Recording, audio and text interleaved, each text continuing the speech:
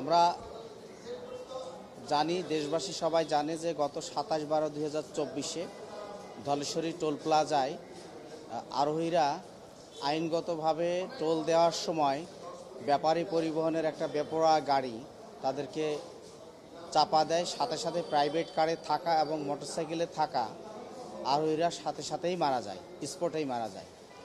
সেখানে 6 জন মারা যায় এবং 5 জন স্থায়ীভাবে পঙ্গু হয়।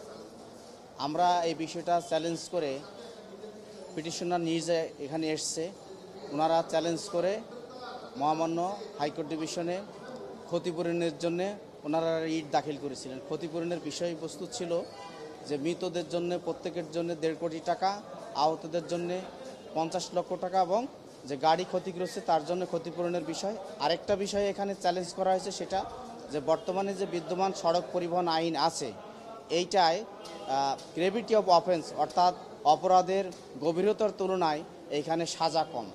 সেই বিষয়টা হচ্ছে এরকম যে ইন্টেনশনালি কাউকে মারা হয় সড়কে বা পরিবহনে, সেইখানে দেখা যাচ্ছে যে এই আইনে যে সাজার বিধান রাখা হয়েছে সেটা তুলনামূলকভাবে কম।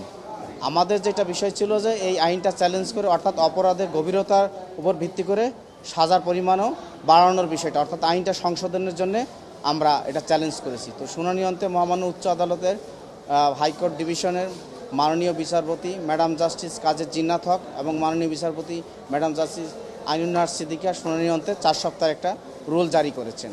আমার সাথে এই শুনানিতে ছিলেন লার্নেড সিনিয়র অ্যাডভোকেট জনাব ফজলুর রহমান স্যার, পারিবারিক আইনজীবী রিপন চৌধুরী, তারপরে অ্যাডভোকেট আব্দুর রাজ্জাক, খাজা মঈনুদ্দিন স্যার ছিলেন।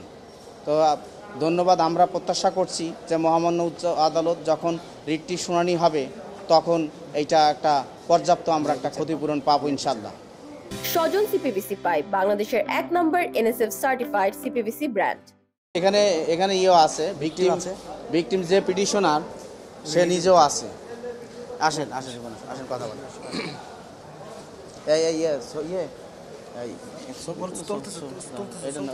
তুমি যাও। আপনারা জানেন গত ডিসেম্বরের 27 তারিখ আমি সরকারি নিয়ম মেনে বেঁধে এই ধলেশ্বরী টোল প্লাজায় আমি অপেক্ষমান ছিলাম টোল দেওয়ার জন্য। কিন্তু পিছন থেকে হঠাৎ করে আমি কিছু বুঝা ওঠার আগে আমি দেখি যে আমার ফ্যামিলির 4 জন সাথে সাথে স্পট ডেড এবং কাকতালীয়ভাবে আমরা বেঁচে যাই সবাই। আমি নিজেও গাড়ি উপস্থিত ছিলাম। তো আমি এই বিষয়ে খুবই উদ্বিগ্ন যে আমাকে নিরাপত্তা দেওয়ার কথা ছিল সরকারের, যেহেতু আমি সরকারের নিয়ম মেনে টোল প্লাজা দাঁড়িয়েছিলাম। এখানে বিআরটির জটিলতার কারণে